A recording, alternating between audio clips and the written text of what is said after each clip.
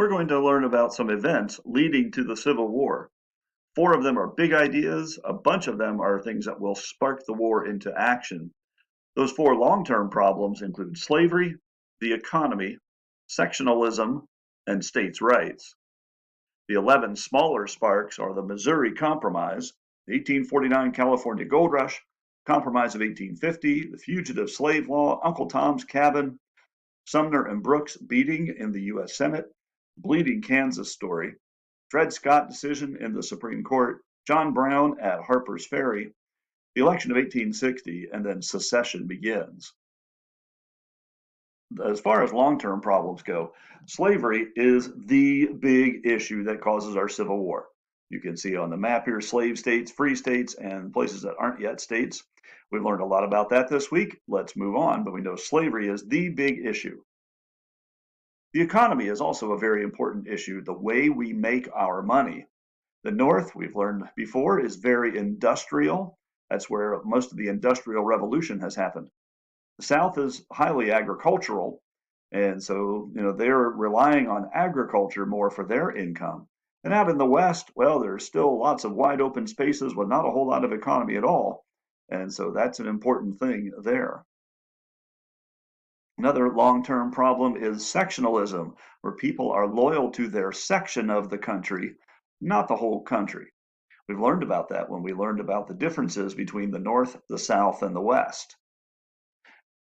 We haven't learned a lot about states' rights, but that's another long-term problem. The idea that some states would say, hey, we're not listening to some federal government in Washington. That's not who we are and not what we want. Now, as far as the short-term events, the sparks that get the war started, well, the Missouri Compromise that we've learned about is important.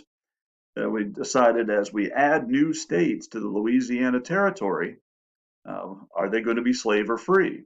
We've always tried to keep a balance between slave states and free states, but in 1820, when Missouri was ready to join the country, there wasn't a matching pair free state, because Missouri wanted to be slave.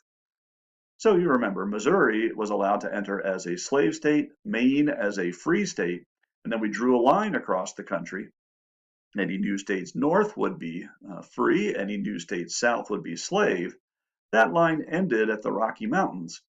And so the Missouri Compromise did sort of calm us down for a while, but it's going to be a problem when we start adding new territory with manifest destiny, territory that there's no clear rule about whether it will be slave or free. Of course, the California Gold Rush was a huge event. That makes California ready to become a state much earlier than anybody expected in 1850. And so we've got a big problem whether California is going to be slave or free. That controversy, again, helps cause our Civil War. The Compromise of 1850 was supposed to solve that by allowing California to enter the country as a free state, allowing a thing called popular sovereignty, that people would be able to vote for themselves whether they're slave or free in New Mexico and Utah territories. But unfortunately, that really just leads to more controversy. Certainly the Fugitive Slave Act that said runaway slaves could be returned to slavery from anywhere in the country, no matter how long you might have been living in the North. That meant any former slave in the North could be captured and returned to slavery in the South. Northerners who knew anything about fugitive slaves had to turn in that information. You weren't allowed to keep it secret, even if your personal religious beliefs said slavery was wrong and you should do nothing to support it. Well, now the law says you must do things to support it. The Fugitive Slave Act is a big problem that causes the Civil War. Many northern states won't enforce it. Something like sanctuary cities today, as far as immigration is concerned. Southern states very unhappy that Northerners won't help them get their slaves back. Uncle Tom's Cabin was a novel written and published in 1852, which described how horrible slavery was. Harriet Beecher Stowe, the author, lived on a southern plantation for a few months. She saw slavery firsthand. She was a Northerner and she had never seen that. She had never seen slavery. So when she wrote about it, she described how awful it was. And for many Northerners, they've never actually seen slavery in action either. And the way the book describes it makes Northerners very upset that slavery is such a terrible thing. Makes a lot of Southerners upset They say she didn't know what she was talking about. This is not how we treat our slaves. Later on, Abraham Lincoln referred to Mrs. Stowe as the little lady who caused the big war. Uncle Tom's Cabin is a novel that helps cause the war by getting people stirred up over slavery. Charles Sumner and Preston Brooks. Story takes place in the United States Senate chamber in Washington, D.C. Is the Senate chamber. You can go visit the place today. And the desk where the book is sitting right here is a desk where Charles Sumner was sitting one night, not long after he gave a very fiery speech in the U.S. Senate about how terrible slavery and slave owners were. The relative of another famous slave owner who Charles Sumner was really talking about. His name is Preston Brooks. Preston Brooks came into the Senate chamber, attacked Senator Sumner from behind, beat him almost to death. Took Senator Sumner about 3 years to fully recover. So that beating in the U.S. Senate shows the great divide in America between slave states and non-slave states or free states. Bleeding Kansas. We mentioned the word popular sovereignty a minute ago, where people in a state should be able to decide whether they'll be slave or free, right? Well, the first time we actually try this is in Kansas, where the people of Kansas are going to vote whether Kansas will be slave or free. That leads to a mini civil war in Kansas. People riding into Kansas from Missouri. Missouri was slave. Kansas was pretty clearly going to vote to be free. So those slave people from Missouri were burning and destroying and scaring people into not voting. And so those who were going to vote for freedom in Kansas lost the election. Slavery wound up winning. And then you've got a whole problem over several years. Kansas has two state governments and constant bickering and fighting back and forth. Bleeding Kansas helps cause our Civil War. It's like a mini Civil War over slavery. The Dred Scott decision takes place at the Supreme Court in 1857. This was the Supreme Court chamber at the time. Dred Scott was a slave who sued his master for his freedom, saying, I should be free because I lived in some free states as a slave where slavery was not allowed. Well, ultimately, Dred Scott's decision came from the Supreme Court saying that Dred Scott can't sue his master for his freedom. Dred Scott is property, not a person. So the Dred Scott decision is still one of the most controversial decisions that our Supreme Court has ever made, maybe one of the worst decisions our Supreme Court has ever made. It makes northern states believe that they'll never get a fair decision out of the Supreme Court. Those northern states that are opposed to slavery realize that the Supreme Court is on the side of the South.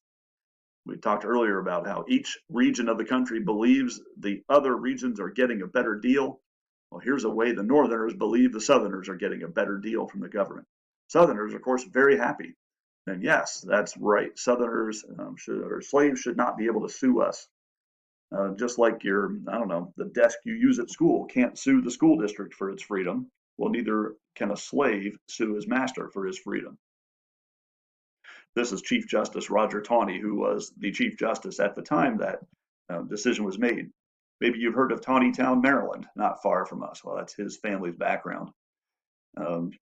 Chief Justice Taney was a slave owner, was in favor of slavery. Well, maybe it's no wonder the Supreme Court voted in favor of slave owners in the Dred Scott decision.